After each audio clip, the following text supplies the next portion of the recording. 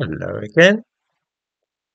I was at London's Victoria Station yesterday and came across two heavily armed men guarding WH Smiths, or at least that is what it appeared to me they were doing.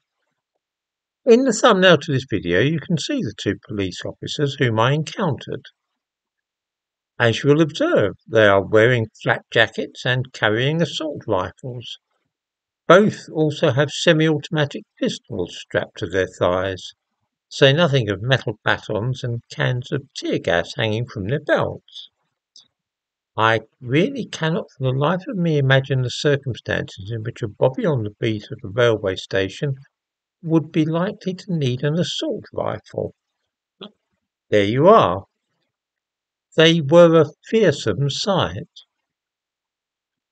By happy coincidence, I came across a clip of film on YouTube the other day, dating from 1959, and it is called The British Policeman.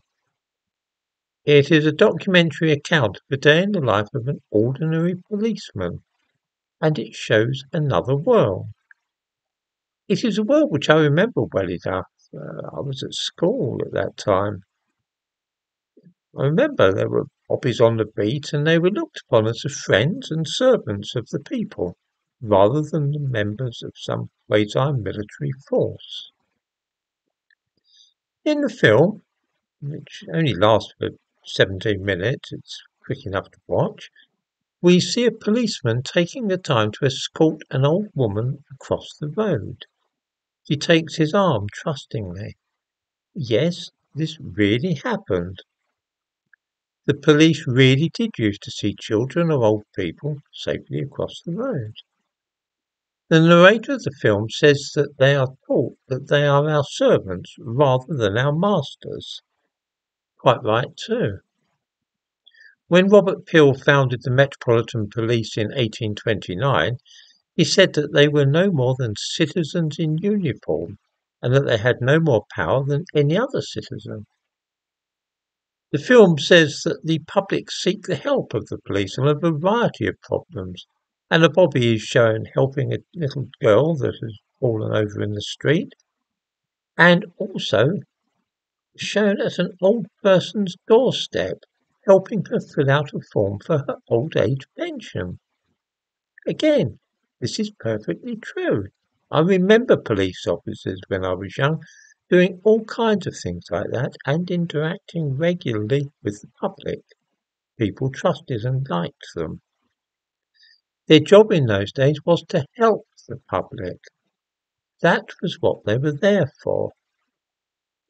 I invite viewers to look again at the thumbnail to this video and then ask yourself if you can imagine those characters stopping on an old age pensioner's doorstep and helping her to fill out the form. No?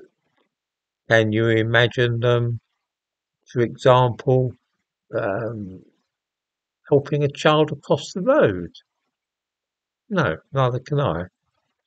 For all too many ordinary people these days, the police are no longer our servants, but rather a body which we view with suspicion. Many of the men in the police force now look vaguely menacing, even those who are not carrying assault rifles. It used to be a point of honour with the police that their only weapon, a wooden truncheon, was never seen and hardly ever used. These days police officers have metal batons hanging from their belts where they can be seen, together with handcuffs, canisters of tear gas, tasers and so on. Watch the 1959 film, to which I give a link, and weep for the world we have lost. A world where policemen really did help children who had tripped up in the street, and who would think nothing of holding up the traffic so that a mother with a pram could cross the road. Everybody used to trust them and turn to them for help with any problem. That relationship between the public and the police is broken now, and I can't see how it will ever be mended.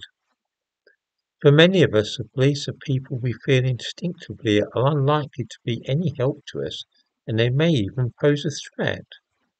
This is a terrible state of affairs.